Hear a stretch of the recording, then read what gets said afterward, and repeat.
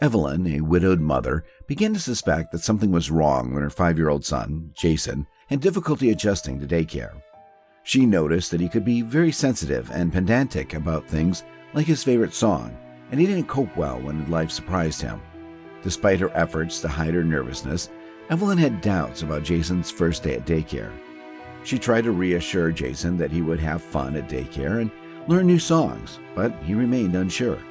To make him feel more comfortable, Evelyn suggested that they sing his favorite song in the car on the way to daycare every day. Jason agreed with a grin, and Evelyn breathed a sigh of relief. Her suspicions were confirmed when she arrived early at the daycare and found Jason locked up. As a mother, she wanted her child's first day at daycare to go perfectly, but the shift in their lifestyle following her husband's death had made it difficult for her and Jason to adjust. While the other children ran around the daycare playground, Jason traced his fingers over the colorful mosaics decorating the wall, and Evelyn spoke to his teacher, Kara. She explained to Kara that Jason sometimes gets overwhelmed when too much is happening at once, and that lying down in a quiet area helps him calm down. Additionally, Evelyn mentioned that Jason has an aversion to the color lime green. Kara reassured Evelyn, saying that they have a calm corner for kids who get overwhelmed. The area has stuffed toys and a bottle of glitter and non-toxic liquid, which can help calm children down. Evelyn had her doubts about the method, but she trusted the teacher's expertise. As Evelyn needed to get to work, she said goodbye to Jason, and he immediately burst out crying, clinging to her leg. He expressed his desire to go with her and go home. Evelyn leaned over to rub Jason's back, saying that she was going to work and that he needed to give daycare a chance. She encouraged him to be brave and try to make new friends. Evelyn drove to work in a distressed state, tears in her eyes after having to be forcefully separated from her crying son, Jason. It had been a traumatic experience for both of them, and she could not stop thinking about the sadness on his face when she had to leave him. She called the school during her lunch break to check on him and heard him crying in the background. Evelyn was distraught as she struggled to help Jason adjust to his new daycare routine. Every morning became a struggle as Jason would come up with excuses not to go to daycare. However, the weekend gave them a brief respite, with mother and son enjoying time together, watching cartoons and having ice cream. Despite her hope that things would improve, the worst was yet to come. Evelyn glanced at her son in the rearview mirror and said, "She doesn't understand why someone would hit that boy, Jason. You know that they never hit other people."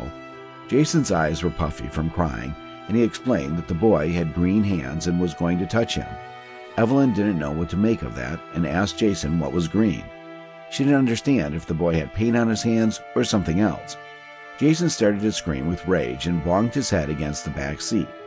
Evelyn pleaded with him to stop and not hurt himself. She tried to console him by singing his favorite song, but it didn't make a difference. When they arrived home, Jason ran to his room, crawled into the closet with his stuffed giraffe, and remained there until dinner. Evelyn watched as Jason ate his macaroni and cheese one noodle at a time and wondered if there was something wrong with her son. She considered that perhaps the daycare wasn't as great as it appeared, and maybe something happened there that would explain Jason's reluctance to return. Evelyn arrived early at the daycare the following day to pick up her son Jason. She immediately sensed something was wrong upon exiting the car as her son was screaming loudly. Ignoring the lady in the front room who tried to stop her, she followed the sound of the screams and came across a metallic rattle. Despite encountering more staff, she continued her pursuit until she found Jason. He was trapped behind a gate and had his fingers hooked through the bars. The staff tried to justify the gate, claiming it was for his own protection, but Evelyn demanded they release him immediately. She threatened them with violence, stating that she would do whatever it took to protect her son. The male teacher explained to Evelyn that her son Jason had tried to escape from the daycare and got his head stuck in the bars of the security gate, resulting in a scraped ear. The staff had put him in the calm corner, but he had hit one of the helpers with a glitter bottle and nearly pulled a bookcase down on them.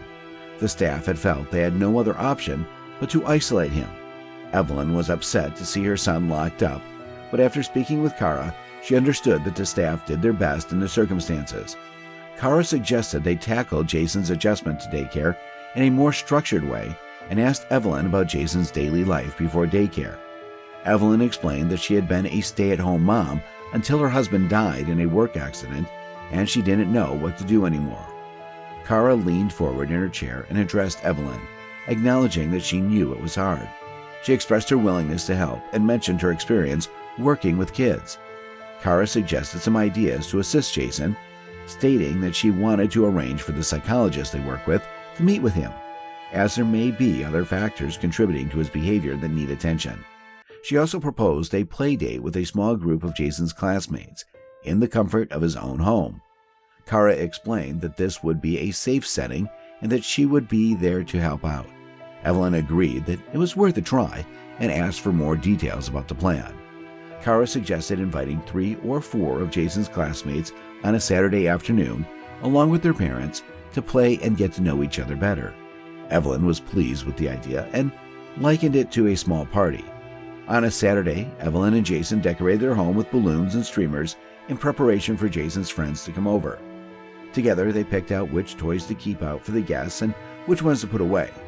Kara arrived later with snacks for the children. While the children played outside, Evelyn sat on the back porch and watched them have fun with a game they had created. The next Monday, Jason woke up excited for daycare and even dressed himself. Over the following weeks, Evelyn and Kara made sure that Jason spent time with all his classmates. As a result, Jason's attitude towards daycare improved, and he found it easier to handle everyday challenges.